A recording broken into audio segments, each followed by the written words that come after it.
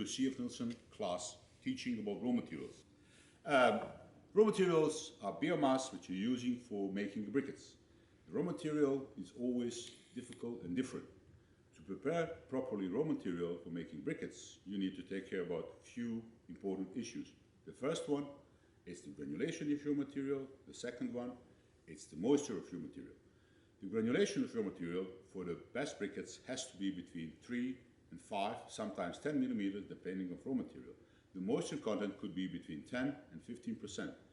In front of me, I have the raw materials which are coming from African countries and from Asian countries, which are mainly over there. This is rice husk, which is already shredded and which is already in proper moisture. That means you don't need to do anything with this before making briquettes.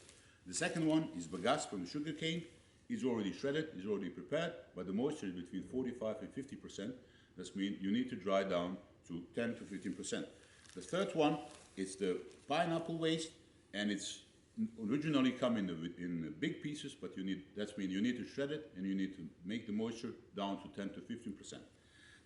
To achieve all these parameters, you need to have plant before the briquetting line, which will shred the material in 1 or 2 steps, depends how the material is big, and dry material down to the moisture, which needs to be prepared for the briquette press.